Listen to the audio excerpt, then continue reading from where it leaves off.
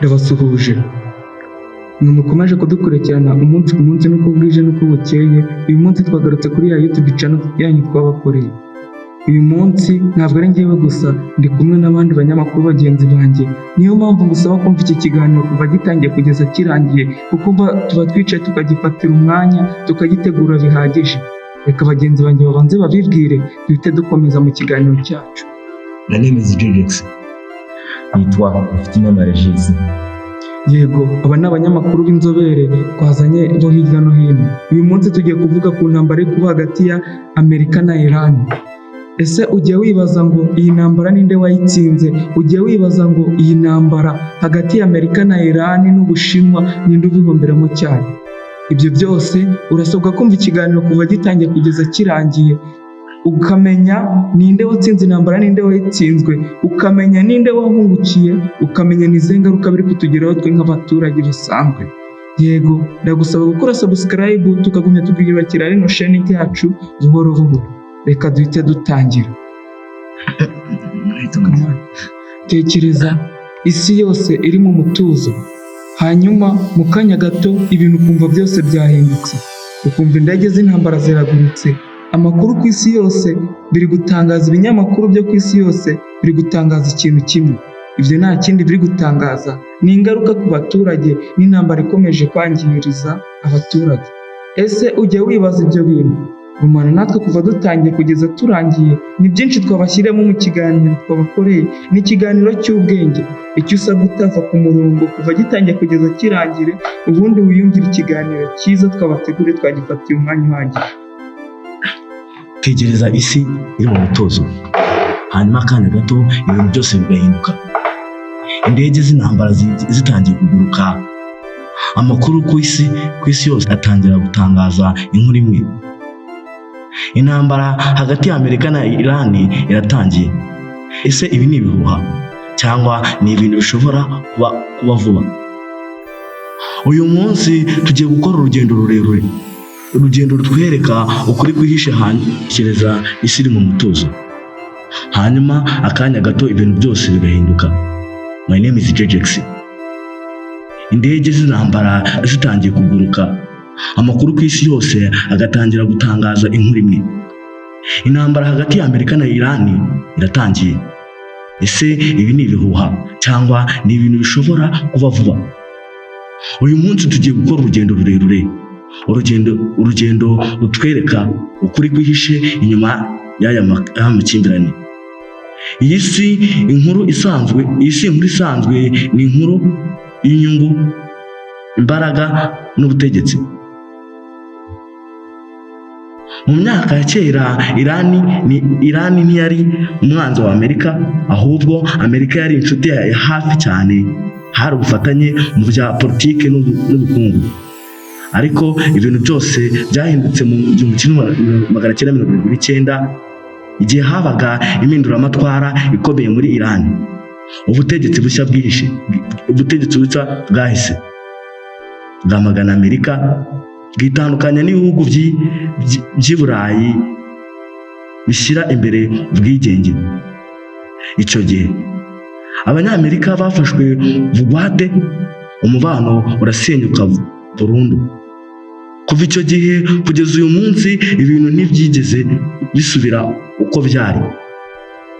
Nubwo nta ntambara yeruye iraba hagati ya Amerika na Iran, hari intambara itagaragara ikomeje. Hari intambara itagaragara ikomeje. Iyi niyo bita proxy war. Ni ukuvuga ibihugu n'ibirwana ubwabyo bikoresha abandi kubirwanira. Mu karere ka Middle East hari imitwe ishyigikiwe na Iran, hari n'ibihugu bishyigikiwe na Amerika. Ibi byatumye intambara zidakira, umutekano muke n'impfu z'abasivile benshi. Murakoze.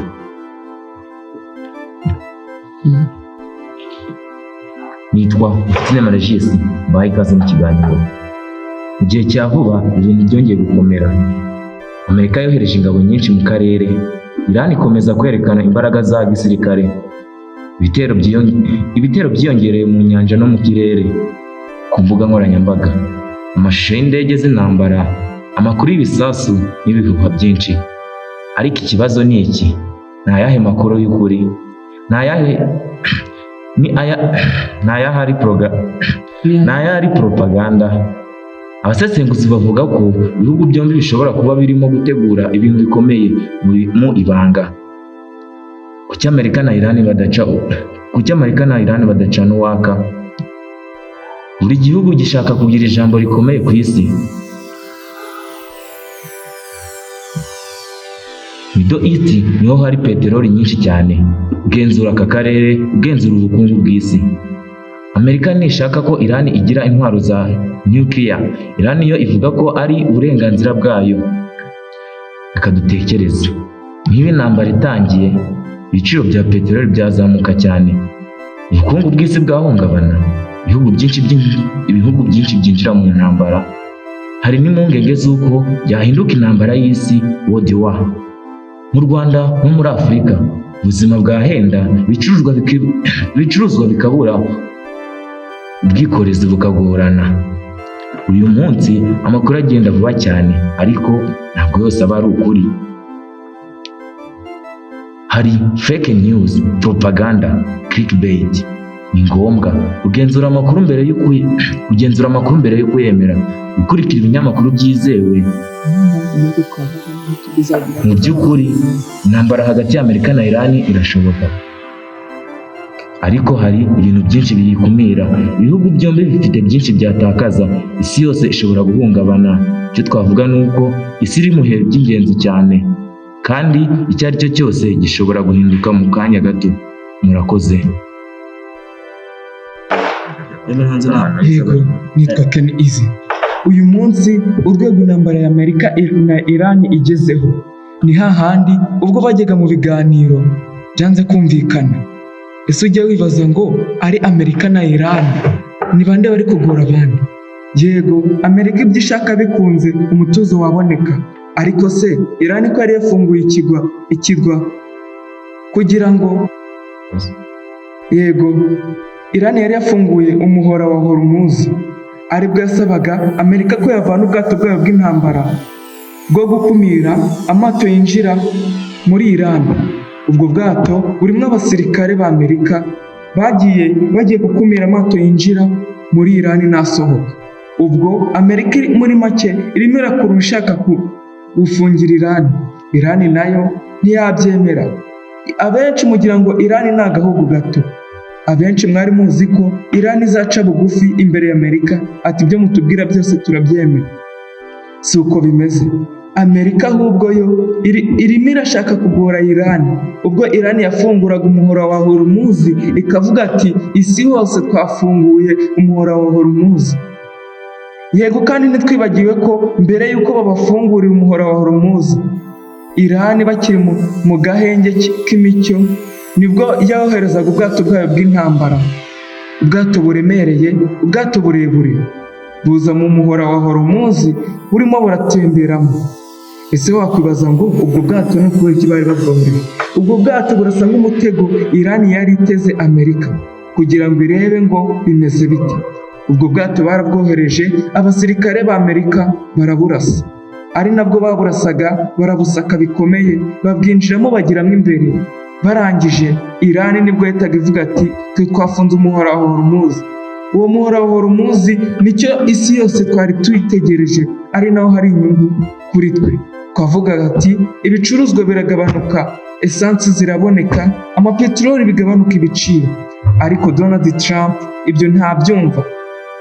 Ubwo Donald Trump yajyaga ku rukuta rwe rwa X, yasohoye avuga ati Iran nimutumvikana natwe mu minsi 2 iri imbere. Yego, iyo minsi si ubu ngubu, ariko iyo minsi irangiye, ariko dutegereje kureba icyo Donald Trump ari bukore. Yego, nakubwiye ko uri bwizere ngo hagati ya Amerika na Iran ninde wunguka? Ubushinwa urabubona buriturije, ariko Ubushinwa mu kuba butuje, Amerika yafatiye igihano Iran kivuga ko nta gihugu cyemerewe kujya kugurayo amavuta. amavuta yose bari bayafatiye ibihano ko uzafatwa ajya kuyagura azafatirwa ibihano. Ubwo niko ubukungu bwa Iran bwasubiraga hasi. Ubushinwa bwo bwiyemeje ko buzajya bugura 90% y'amavuta ya Iran. Ese uribaza ngo iyi ntambara batangiye bakora Amerika na Iran, ninde uhombye ninde wungutse? Ubushinwa burungutse cyane ku rwego rwo hejuru, yaba ari mu bukungu ndetse no mu bitwaro bya kirimbuzi. Ndagira ngo nkumare impungenge umenye ko guhera uyu munsi Amerika ubwirinzi bwayo bw'ikirere n'intwaro zikomeye cyane ku isi zagabanutseho 50%. Muri make ibi ni ibintu bikomeye cyane. Amerika kubitakaje ibyo bintu ntabwo irafata abantu b'inzobere ngo ihita ibabwira ngo mukore ibitwaro bite babirasa. Oya, intwaro zifatwa igihe kirekire zikorwa. Intwaro zirakorwa n'inzobere, nibyo nk'uko nabibabwiye. Intwaro zigasuzumwa, noneho zamara gusuzumwa zikajya mu bubiko. Ibyo ni ibintu bifata hagati y'umwaka. Kugira ngo Amerika isubirane ubuhangange nk'ubwo yari ifite bishobora guhagarara hagati y'imyaka 2 n'3. Yego, ariko se Ubushinwa bwungutse bute? Ubushinwa ayo mavuta yose buyagurira Iran ku mafaranga make cyane, bwayafata bukayagurisha ku mafaranga menshi. Aho niho Ubushinwa bwungukira. Ubushinwa kandi burimo burigaragaza cyane imbere y'isi yose, bugaragaza ko bwo bushaka ko Amerika na Iran batuza. Ariko se Iran utekereje ukareba, yaba ariyo yarwanye intambara kuva itangiye kugeza irangiye, ntabwo iba igifite ubushobozi bwo kurwana. Ahubwo Ubushinwa bugenda buyitera inkunga mu gice cy'ibanga, ariko ibyo bikaba mu buryo bw'ibanga. Niho mpamvu mubwira ko Amerika yahombye bikomeye. Buriya Donald Trump tuzabona akora kompura akaba yitonze ntahite ajya kurasayo, biba byamugoye cyane. Abavuga ati se ninongera nkafata umwanya nkagenda ndi butakaze byinshi, none se ibyo byinshi ndatakaza biragaruka gihe ki? Donald Trump Iran yamuteze uwo mutego kugira ngo barebe ko ari bubafungire, kugira ngo byitwe ko umuhora wa Hormuz wafunzwe na Amerika. Iran iravuga ati kugira ngo isi yose itekane, umuhora wa Hormuz wongere ufungurwe, dore ibintu mugomba gukurikiza. Amerika igomba kuvana abasirikare bayo mu mato bakareka kutuzenguruka, bakatureka amato yinjira n'asohoka agakomeza akagenda. Kandi nibyo koko, iyo urebye usanga ari byo. Iyo urebye usanga ibyo Iran ivuga ari byo, ariko nubwo tutazi ngo baba bishingikirije iki. Ibyo byose rero ni amakuru tugiye kubagezaho yizewe kuri iyi YouTube channel yacu. Icyo musabwa nta kindi ni ugukora subscribe, tukiyubakira ishene yacu buhoro buhoro. Niyo ujya gukora subscribe, ujye ureba tuba twakolaboratinze amacana yacu ko ari ane. Mu gihe yose mwakora subscribe nta yacu nimukagenda ngo hari ibyabaye, nta kibazo kiba kibirimo. Nitwe tuba twabateguriye kugira ngo mugumye kubaka amasheni yacu buhoro buhoro bitabagoye. Yego, kandi ndabibutsa ko Attention by Kenny Easy ni indirimbo nziza cyane yaje kubisoma. Murakoze, ora subscribe, ibuka gukora share na comment, ukande like kugira ngo ikiganiro kigere. Ciao ciao.